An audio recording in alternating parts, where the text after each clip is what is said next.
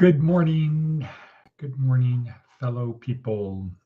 It's about 6 o'clock, maybe a couple minutes after 6. So ahead of time, but then started looking for the perfect short video from Jordan Peterson. So my apologies for being a couple minutes late, but here we are once again, Department of Career Services, where our goal is simple: to help you get from where you are to someplace better, from point A to point B,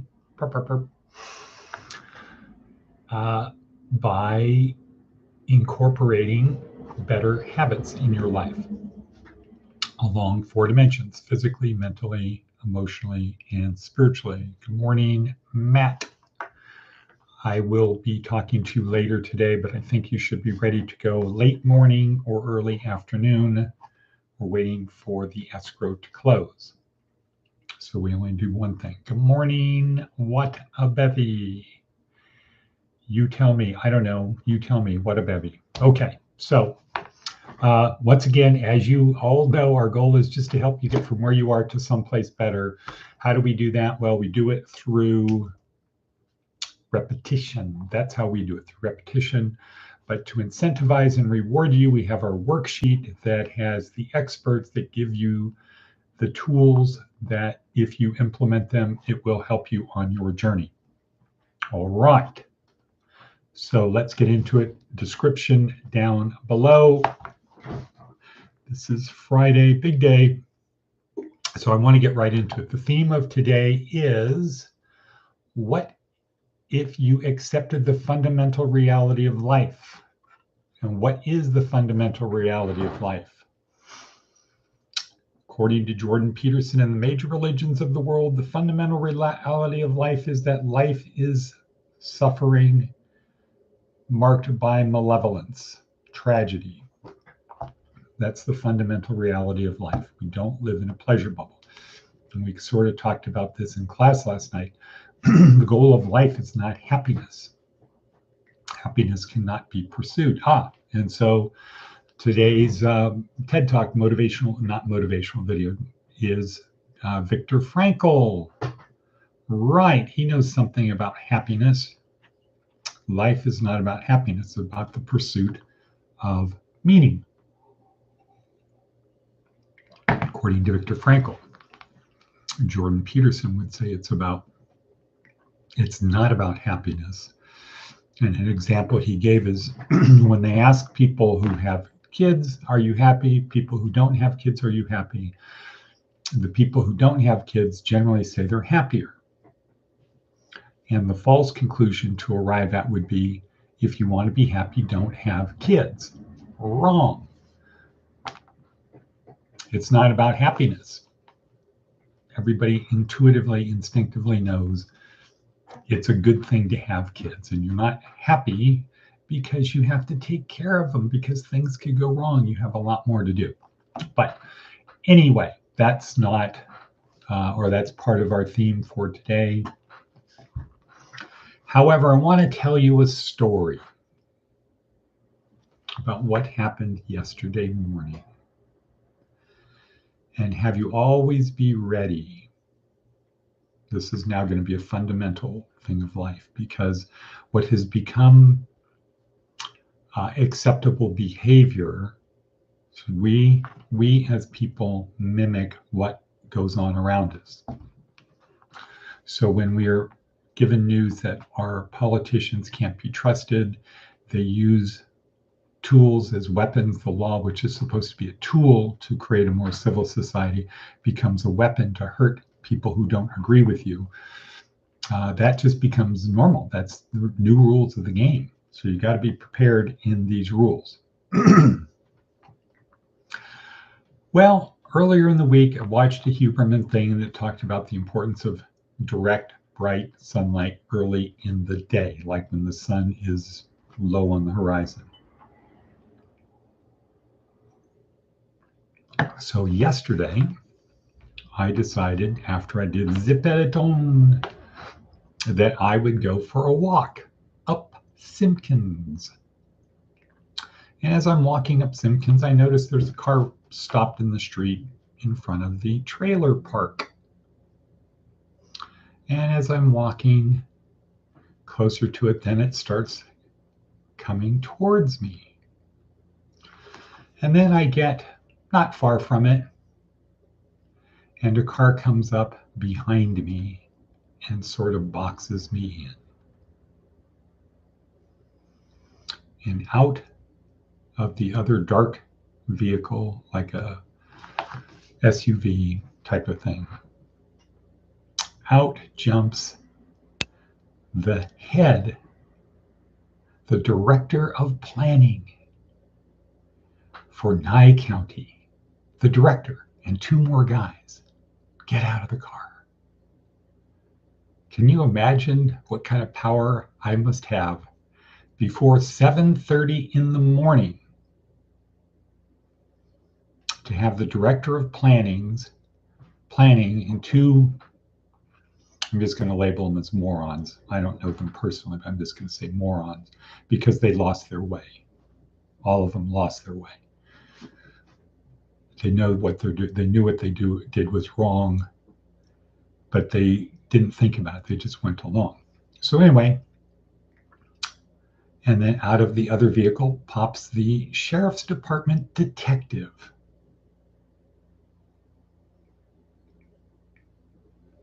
And the head of planning says, "Hello, Ed." Like, gotcha, sucker. Gotcha by surprise. So then I did something, which was this.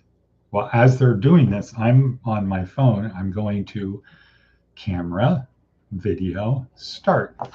And I'm just standing there like this the whole time, talking to them. And when you watch it, the thing flips as who's in control. And I will tell you, these people act very differently when the world can see how they behave. When they think they can be whatever they want and have immunity from it, they're bullies. When you put the camera on them, all of it, and you start asking them questions. Like, why are you bugging me? And the guy says, because I can. He wasn't paying attention to this because he had the script already in his brain of how this was going to go down. They were going to knock on my door before 7:30. These four, I'll just label morons. These four people who lost their way are going to knock on my door and say, "Surprise, gotcha. You're not supposed to be here." And that's what it was about. He thinks that the county can decide where I live, that I'm that important, that me, little old me, am that important that the county can send out the director of planning at 7:30 in the morning, not call, not do anything. Director of planning can come out at 7:30 in the morning, knock on my door and say, "You're not allowed to be here." What kind of a place is that?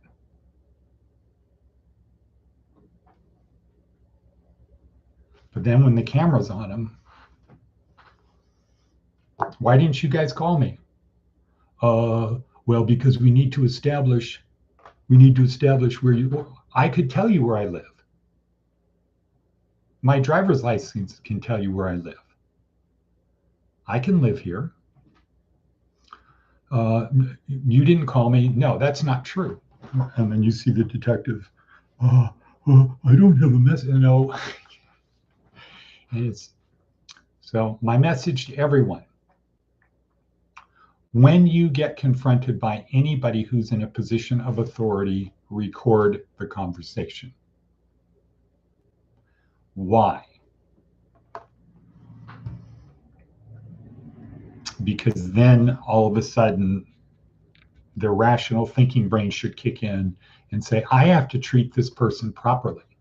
I can't be a thug and hide behind my position.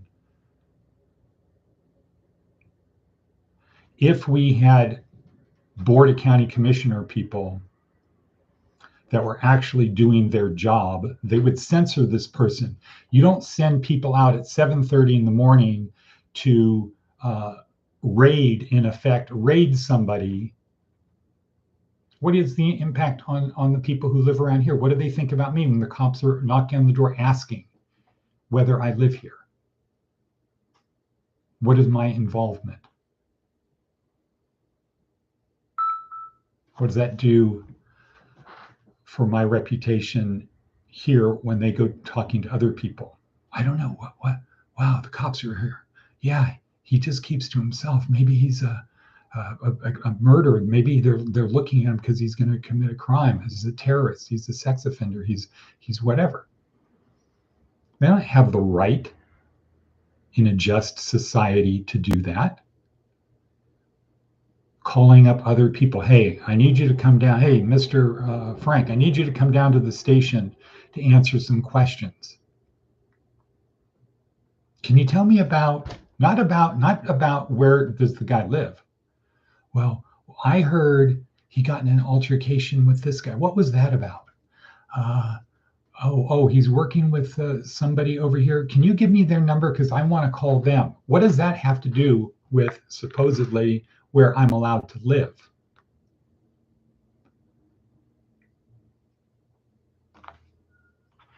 And the underlying situation had nothing to do with me, going way back to almost a year ago. Had to do with a conditional use permit that other people had that wasn't renewed and was reissued because of someone else. I was never the subject of the thing, but it became about me because it became personal. And people in positions of power abuse their power because, as he said, because I can.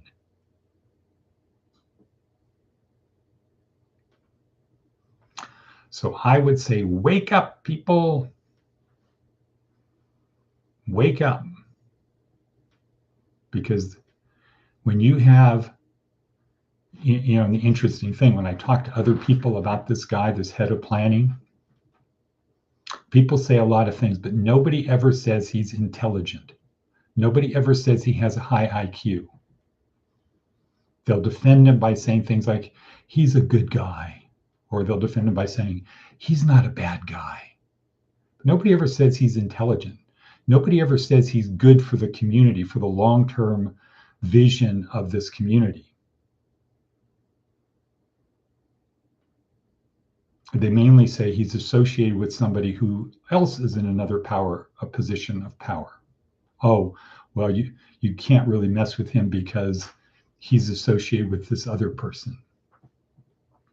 What does that say when we have people in positions of power? When you ask about them, the statement is, he's not really intelligent. He's not forward thinking. He's not well educated. He didn't come from a good place. This is the highest position he's ever had in his life by far. What does that say when you give power to people like that? Well, the expectation is, as our theme of today, misery and suffering. Misery and suffering. Life is a tale of misery and suffering. So, and my parting comments to them were, this will be on YouTube. And the director of planning said, I'm sure it will. And then I decided, you know what? Get on the phone, make a call, and then decide I'm not going to be here. So the underlying purpose of why they decided to come out at 7:30 in the morning to prove where I live, they had to knock on my door and prove where I live, never occurred. I said, why didn't you call me? Because we need to establish where you are. I could have told you where I was. No, we need to establish where you were. So the fundamental thing was they never established it. They never came and knocked on my door. Now they might be here this morning. Who knows? However, they were told by the person who has the thing. They can't tell her who can live here. They can't tell her that. So I drove away. Actually, I got ready. It took me about 10 minutes to drive away. I drove away. As I left, they were still up there. So in my mind, my vision of it was, as soon as I walked away and was out of earshot, one of the morons, and I don't know them, so I don't know that they're morons. It's just a label I'm using because they lost their way. They should know deep in their hearts, not deep in their hearts, that it was absolutely the wrong thing to do. You don't do that. You don't use your position at 7:30 in the morning to raid people when they haven't committed a crime. Anyway, I have this vision in my mind that the way it went down was one of the morons said to the director, well, that didn't go down as we planned.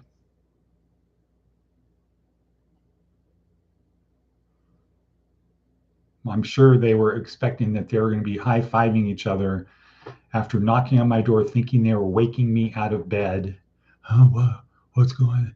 And that they were going to have me on their police cameras. A guy just waking up out of bed. What's going on? Oh, what? Rather, the whole thing is reversed. And if I was doing a praise report, that's what I would say. Today, the Lord put upon me to go for a walk up the street to see the sunlight because he knew they were going to be out there waiting for me. But I was going to get there first. And I was going to flip it around on them. So anyway, today is Friday. Let's go make something happen. Share this video as a warning to other people of abuse of power. The county director of planning revolved his day to knock on my door at 7:30 in the morning and say, gotcha, sucker. But oops, that's not how it went down.